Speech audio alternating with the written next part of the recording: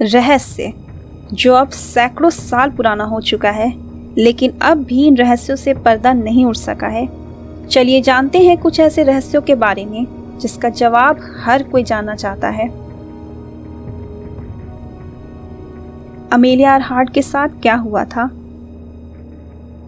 Amelia अरहार्ट अपनी जिंदगी का सबसे अच्छा पल जी रही थी जब 1937 में उनका एयरक्राफ्ट पैसिफिक महासागर में कहीं गुम हो गया।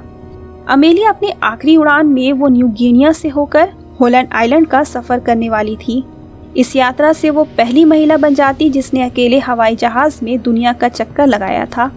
लेकिन अपने सफर को पूरा करने के दौरान जब केवल 7000 माइल ही बचा था, वो अपने जहाज में से एक्स्ट्रा सामान उतार कर फ्यूल डालने के लिए रुकी थी और फ्यूल लेने के कुछ ही देर बाद उसने अपने नेविगेटर फ्रेड नूनन के साथ यात्रा शुरू किया। लेकिन कुछ देर बाद उन्होंने रेडियो सिग्नल भेजा जिसके हिसाब से वो बहुत डरी हुई थी और प्लेन उत्तर की तरफ जा रहा था या दक्षिण की तरफ ये उन्हें समझ नहीं आ रहा था, जिसके बाद ये सिग्नल कट हो गया। अमेलिया और फ्रेड हमेशा हमेशा के लिए गायब हो गए। आज 80 साल बाद भी लोग ये जानना चाहते हैं कि अमेलिया और फ्रेड के साथ क्या हुआ था। बहुत सारी थ्योरी सामने आई जिसमें से एक ये कहती है कि उन दोनों ने एक वीरान आइलैंड में अपना प्लेन लैंड किया होगा क्योंकि 1940 में वहाँ एक कंकाल मिला था और आसपास कुछ छोटी मोटी चीज़ें थीं जो शायद अमेलिया या फ्रेड का होगा। लेकिन 2019 में रॉबर्ट बलार्ड, एक ओशेनोग्राफर जिसने समुद्र में टाइटैनिक जहाज के मलबे को ढूंढ निकाला था, उन्होंने इस निकोमारुरो आइलैंड के आसपास अमेलिया का एयरक्राफ्ट ढूंढने की कोशिश तो किया लेकिन उन्हें कोई अवशेष नहीं मिला। जॉर्ज सोडर के बच्चों का क्या हुआ? 24 दिसंबर 1945 को वेस्ट वर्जीनिया के अपने घर में एक परिवार आराम के साथ समय बिता रहा था कि अचानक उस घर में आग लग गया।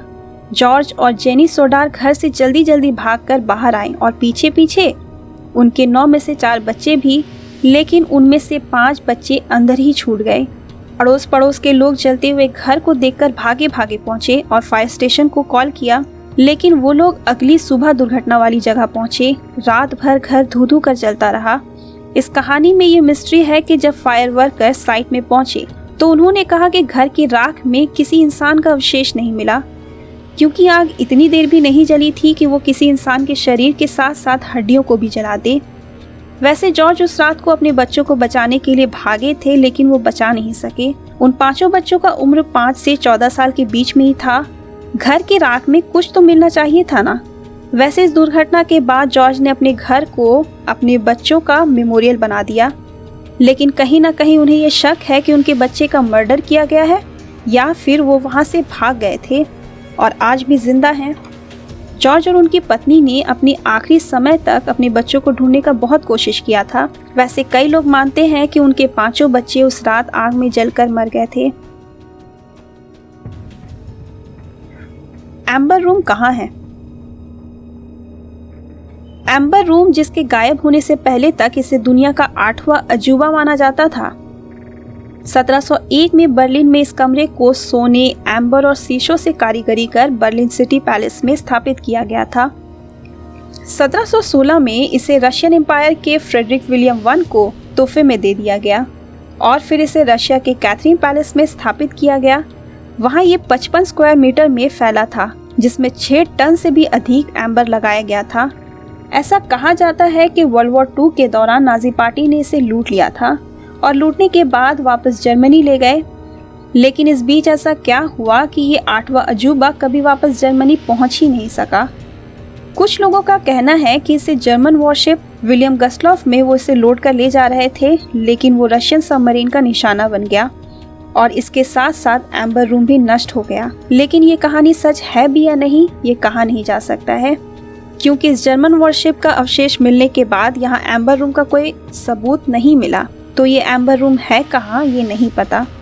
1976 में कैथरीन पैलेस में वापस से इस एम्बर पैलेस को बनाने का काम शुरू किया गया था, जिसे बहुत मेहनत और खर्च के साथ 2003 में इसका उद्घाटन किया गया था। चंगेज खान का कब्र कहाँ है? चंगेज खान, जिसके शासन के दौरान कम से कम 1 करोड़ लोगों ने जान गंवाया था, उसकी खुद की मौत कैसे हुई थी, ये एक बहुत बड़ा रहस्य है। कुछ इतिहासकार का कहना है कि चंगेज खान घोड़े के ऊपर से गिर गया था और इस एक्सीडेंट के बाद कुछ समय तक बीमार रहने के बाद उसकी मृत्यु हो गई थी, और कुछ कहते हैं कि लंबी बीमारी को झेलने के बाद उसका मृत्यु हो गया था। लेकिन ये सब कुछ सिर्फ एक अनुमान है। मौत तो हो गया, लेकिन फिर उसके शरीर को दफन कहाँ किया गया था, ये बात आज तक सामने नहीं आया है, क्योंकि इसे छुपाने का ऑर्डर खुद चंगेज खान ने दिया था। जी हाँ, वो खुद चाहता था कि उसके आखिरी आराम की जगह को गुप्त रखा जाए और जो भी उसके अंतिम संस्कार के कार्यक्रम से जुड़ेगा उस व्यक्ति को मार दिया जाए। इसलिए वो जगह जहाँ चंगेज खान को दफनाया गया है, वो जगह इतिहास के सबसे महान रहस्यों में से एक बना हुआ है। हालांकि काफी हद तक ये माना जाता है कि उसे पूर्वी उत्तर मंगोलिया में दफनाया गया है। जैक द रिपर कौन था? साल 1888 का वो काला खतरनाक समय, जब औरतों की हत्याएं बेरहमी से होने का खतरा हर जगह मंडरा रहा था। कोई जैक द रिपर नाम का आदमी लंदन की सड़कों में घूमता और औरतों को अपना निशाना बनाता। उसने अनगिनत औरतों की हत्याएं किया था, लेकिन उनमें से 5 की डेड बॉडी छत विछत बरामद हुई थी। वो सिर्फ हत्या नहीं करता था, बल्कि शरीर को चीड़ फाड़ कर देता, और वो जिस तरह से बॉडी को काट चाट करता था, उससे तो यही साबित हुआ कि इस हत्यारे को इंसानी शरीर का अच्छा खासा ज्ञान है। लेकिन ये व्यक्ति है कौन? जैक द रिपर, जिसे व्हाइट चैपल बुचर भी कहा जाता है, उसे पकड़ने के लिए 100 से भी ज्यादा लोगों को गिरफ्तार किया गया, लेकिन कोई भी उसमें ऐसा नहीं मिला जो इन लाशों में मिली फिंगरप्रिंट से मैच करता हो। इसलिए ये मॉडर्न मर्डर मिस्ट्री का सबसे बड़ा रहस्य है। इन रहस्यों में से कौन सा ऐसा रहस्य है जिसका जवाब आप एकदम सटीक चाहते हो? कमेंट कर बताओ और चैनल को सब्सक्राइब प्लीज कर लीजिए।